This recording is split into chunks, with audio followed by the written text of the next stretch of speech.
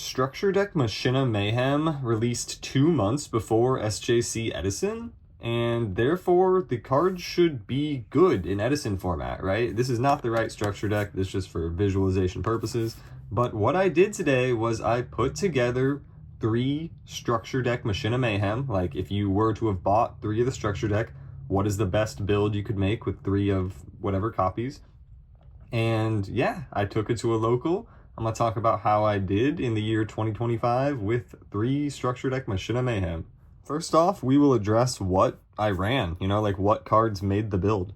So, starting off, we do have 1 copy of Machina Sniper. What this does is monsters cannot attack Machina monsters except for Machina Sniper. It's also an 1800 searchable normal summon, technically, is why it's in the deck. It's not that good, though, so we just run the 1 copy. I went with 2 Peacekeeper in the main. If you guys don't know what this one does, just like Gear Frame, you can equip it to something to stop it from being destroyed. But also when Peacekeeper is destroyed, you can search for any Union monster. So you search for Gear Frame, basically. Then we've got 3 Machina Force, the Monster Reborn, 3 Machina Fortress, obviously it's Fortress, and 3 Gear Frame. So that is all the Machinas. And as you'll see, like, people even do tech Peacekeeper sometimes in builds. So, like, Machina Sniper is the only, like, bad card that we're running out of the Machinas. So, the non-Machina machines, we've got 2 Scrap Recycler. This is like a Foolish Burial for a level 4, or actually you can send Fortress. You can send any machine, but then it's an Avarice for 2 level 4 Earth machines specifically. So not horrible. This is another card that people do tech sometimes in real builds. 2 Cyber Dragon. Obviously the card is limited to 2 copies in the format. And then we run 2 of each gadget. So yeah, that's the monsters. Like, honestly, there's not really any bad monsters other than like Machina Sniper, which again is a searchable 1800 normal summon and not that bad. So yeah, that's the monsters for the deck. They look legitimate enough that your opponent might just think you're on a real build. We run 1 Swords of Revealing Light. Obviously it's at 1. 2 copies of Solidarity. I've never been a fan of cards that like just sit there and only kind of do something. So I did limit it to just 2. I didn't really regret that. 2 Machina Armored Unit. So what this card does is when a machine is destroyed by battle, you can special a machine with less attack and the same attribute from your deck. So if anything dies by battle, you can go into a gadget basically and get the gadget train going. Not horrible. It can miss timing, and obviously it's very easy to play around because it's a face-up continuous card. So I think that's part of why people don't use it all the time, but yeah. The next card, 2 copies of Prohibition in the main deck. If I'm being honest, this was kind of influenced by the fact I owned 2 secret rares. I sided the 3rd copy, and I think if I was to bring the deck back to a local or to any tournament, I would main deck 3 Prohibition. This is one of the best cards in the deck. You can kind of just outplay whatever if you know what to call with Prohibition. There was actually like multiple times, I'll talk about in the more tournament report part of the video, there were multiple times that if I would have just prohibited the right card, then I would have won like games and therefore matches that I didn't win. We run 3 Shrink as well. This is another card that's like, you can tech this in a quote-unquote real Machina build. It lets Fortress get under Bottomless, basically is what it does. Yeah, it also just gets around traps and stuff, or trap stun type cards. 1 Rare Metal Morph, another one that may need explanation. This card increases the attack of 1 machine monster by 500 points, and then only 1 time you can negate a spell that targets it, basically. It does have to have already resolved to be able to do that, so you can't like chain this in response to a spell. So it is not the greatest Yu-Gi-Oh card, but I had the 1 ulti, to be honest. Got 1 copy of Ceasefire. Decent card, sort of outs flip effects, basically, and it's at 1. A reason that this was a viable thing at all This is where the reprint of Dimensional Prison was. So this deck was like $10 and the card was $10 back in the day. Like, it changed the meta, honestly, the fact that this card became very accessible to people. So yeah, we were able to run the 3 copies of Dimensional Prison. I was actually like, I've had this deck put together for way too long, like this build physically together, and I couldn't find my D prisons like to play in other decks, and I finally came across them in here, so that was cool. And then the last card in the main is 3 Compulse. So it's like, yeah, a lot of legitimate, decent cards were in this deck. That said, as you kind of have noticed, there is absolutely no back row removal, unless you count, I guess, Fortress being able to pop stuff as back row removal. So that is the glaring flaw in the deck. Yes, you can prohibit whatever, I guess, but there's not a single copy of Heavy Storm, Dust Tornado, or MST when Heavy was legal at the time. What are we doing? What are we doing, Konami?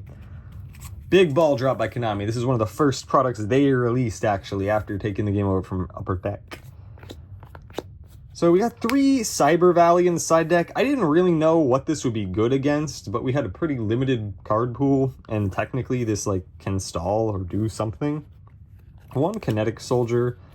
I guess you can like set it against 0 and stall or something. Also just attacks over warriors. I guess if people don't know what this one does, it literally just gains attack when it battles a warrior. Gains 2,000 attack and defense though, so a ridiculously high amount. We do run the 3rd copy of Peacekeeper in the side, kind of just because I didn't know what was going to happen with the build, like if it was going to be decent or what. 2 more Machina Sniper in the side as well. Same reason, I didn't know if I'd want to actually just side in beaters or something. A theme in the side deck is, yeah, it's just the additional copies of cards that I did run. So we had the 1 Machina Armored Unit in case that ended up putting in work and I wanted more.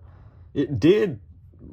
I didn't want more, but it did put in any work at least. Prohibition, again, if I made any change, it would probably be probably moving 1 Machina Armored Unit out into the side deck and putting in an additional copy of Prohibition to the main. 3 Machine Dupe. You can Machine Dupe Peacekeeper as well as Cyber Valley, so that makes it a little bit more worth running, but really, like, yeah, that is a combo, and it does something that's mildly flashy, but it doesn't really contribute to the win condition of the deck that well. Like, it's not as good as just summon Machina Sniper, actually, probably, which is sad. Okay, and then the last side deck cards, 1 Metal Morph, the regular Metal Morph. I could only find 1 copy of this physically, and I guess if people don't remember what regular Metal Morph does, you can't even read it in this lighting, honestly, so I'll just tell you what it is. Your monster gains 300 attack, but then if you are attacking, then your monster gains half of your opponent's monster's attack as well. So this lets you get over stuff, honestly. It's a pretty significant boost, but I could only find 1. So honestly, if I was able to find 3 copies of this card, it may have changed kind of the strategy I was going for in the deck. And it may have been more of like a beatdown deck, but it already basically is. And the other 2 copies of Rare Metal Morph, which is essentially reinforcements in the deck. It gives a 500 attack boost is why it is there. But I was like, maybe I'll play against GBs or something, and that will make the difference. So, yeah. That is the deck. I will now go through kind of the matchups that I played pretty in depth. I did take notes and stuff, so yeah, should be exciting. So round 1, I played against X-Sabers. Game 1, they hit me with Cold Wave Hunley, basically. And I remember consciously thinking, like, okay, it doesn't even matter that I'm playing a not real deck. Like, real back row would have got hit by Cold Wave Hunley as well. So game 2, I open like Gear Frame, Gadget, Compulse, D-Prison, and it just appears that I am playing a legitimate deck, and I win game 2. Game 3 was just kind of a grinded out game that I ended up not winning, so I lost round 1. But honestly, I was thrilled to have won a game with a structure deck, basically, at a real tournament in 2025. That was kind of my goal, was to win 1 game, so I'd already accomplished that in my first match. Round 2, I played against Ancient Gears, and I've got the Ancient Gear Golem here because I played against Ancient Gears, not just a Gear Town deck or whatever. Game 1, I won by doing an unorthodox line, basically, that gave exact game with 2 fortress and a green gadget, because he had no cards on field and he had milled Gores, so I knew that, like, he couldn't have Gores. So I'm like, okay, I'll just win right now.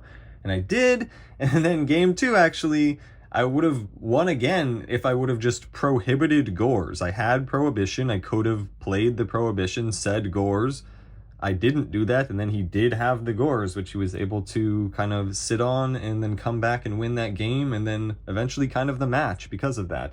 So if people don't know, in general, Gores is really good against Machina because you can't get over a Gores in defense. It's similar to a Heraklinos in defense actually being very hard for the deck to get over. So game 3, I wish I remembered more of, but it was kind of just normal Yu-Gi-Oh! I don't think it went to time or anything, but I did end up losing. Casually zoom in on the misprint Rediari, but yeah, round 3 I played against Gladiator Beasts. It was the round that I ended up winning, actually. It was kind of against a newer GB player, but he has been getting a lot of wins recently. He's kind of a disciple of Johnson Boss, basically, and I'm proud to have won against him, I guess, with the deck. So some things that did happen in the match, I guess highlights. I was able to Prohibition Bestiari game 3, and it burned him for 4,000 basically because he had to flip Solemn Judgment. And it reminded me, I guess, of like a melee match when your opponent SDs like 2 stocks, I guess, and then you're just up like 4 stocks to 2. So I was able to, I guess, with that confidence, close out the match or whatever. He did mention to me that he forgot that Prisma could dump Cyber Dragon. So an actual instance of the inexperience mattering, basically. But yeah, I was able to emerge victorious against GBs with Structure Deck Machina Mayhem. Round 4, I lost 1-2 to Norlaris. Game 1, he just basically hit me with a very early Norlaris, and even though Machina has like possibly the most good top decks, yeah, no, I didn't draw them, and I just lost very quickly and was like, Yu-Gi-Oh! Basically. So then game 2, it was kind of like similar to the first match against X Sabers. I just opened quote-unquote real cards, and just it looked like a real deck, and then I won game 2. Game 3, I misplayed pretty hard, honestly, by prohibiting Norlaris when the deck can't even properly summon that card, and I should have just prohibited Phantom of Chaos. So that actually was pretty bad. But I finally did get to use the Machina Armored Unit during this match. It put in quite a bit of work. I went from Gear Frame into Green Gadget, into Red, into Yellow, into ultimately Scrap Recycler. So the card definitely worked kind of how it's intended to work, and it was giving me a ton of resources. But I was not able to emerge victorious in that third game. So yeah, I went 1-3 with Structure Deck Machina Mayhem. I won a match, though, against arguably, like, not to disparage any of the people who did beat me, but arguably the best player that I played against is the one that I beat, which is interesting. Yeah, or at least the most real deck for sure. Some overall thoughts and takeaways. Actually, I would try this again sometime. Obviously, I kind of have to wait a while to bring it back to a local, or people would be expecting it perhaps. But honestly, I did this months ago before recording this video, so by now I probably could bring this back, but then I'm going to post the video, people from locals will see it, blah, blah, blah, the cycle continues. But I would play this again, actually. Like, I think that it was viable enough for a local, actually. At least you could go 3-1 at a local with this if you prohibit the right cards. So it really comes down to seeing the prohibition and calling the right cards, probably. Because once again, the deck has no traditional spell and trap removal, which I am shocked by. This is our best spell and trap removal, is Fortress dying and popping something, which I did actually pop a Royal Decree during the event with Fortress, but yeah. And like I said, you can shrink under Bottomless, you can shrink a Blackwing with Black Whirlwind and make it get a less good search or no search possibly. You can summon Cyber Dragon into back row and have it eat back row, but it's not the same thing as just actually having a copy of Mystical Space Typhoon in the deck or something. Trap Stun would have been a good reprint, I think, actually, at the time the deck came out, too, so it's surprising that's not even in there. But whatever. Prohibition stops everything, and I just need to be a better player, low-key. So yeah, if you want me to take the deck back to a local, give me 100 likes on the video, which is probably more likes than I will get views. But yeah, thank you for watching, and peace.